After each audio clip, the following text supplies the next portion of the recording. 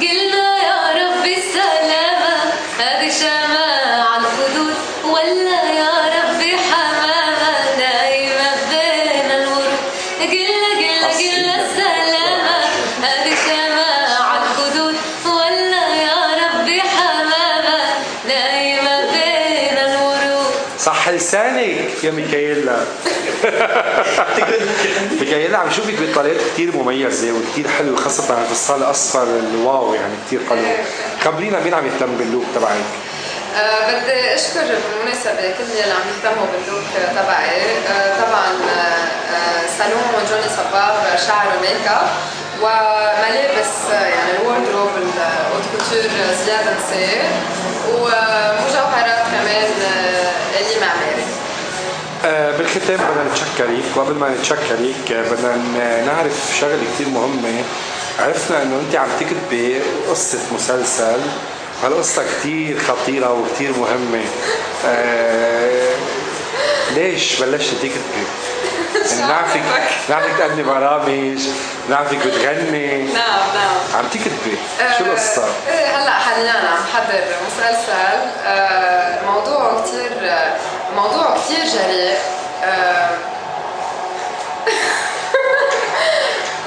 رجعت. طيب هلا حاليا عم بكتب مسلسل موضوعه جديد وبنفس الوقت كتير جريء وبنفس الوقت كتير خطر، لانه موضوع بعد ما حدا تطرق له، ولما حاول احد الاعلاميه انه يتطرق له اجى تهديد ووقفوا له برنامجه ووقفوا هذا الموضوع.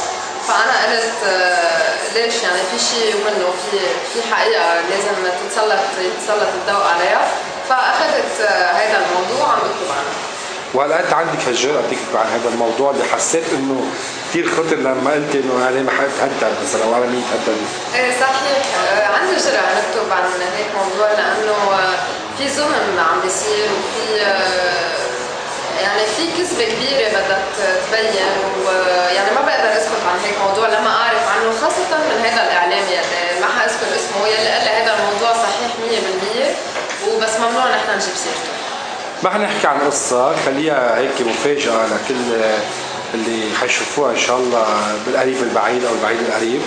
وكلمة منك لكل جمهورك ولكل اللي بحبوك وكل الفانز اللي عم يتابعوك على الفيسبوك طبعا وعم يشوفوك بالحفلات، شو بتحبي تقولي عن الخبر عاجل؟ بدي عايد كل اللي عم يحضروني هلا وكل اللي بيحبوني وكمان اللي ما بيحبوني، كل سنة وانتم بألف خير، وان شاء الله يعم السلام لهذا البلد وكل البلاد العربية. وبدي لكم خليكم متابعين اخباري خاصة على الموقع نمبر 1 اللي هو خبر عاجل، لانه حيلا خبر انزل دغري عنده. بدنا نشوف فستانك اذا بتريدي. ايه كمان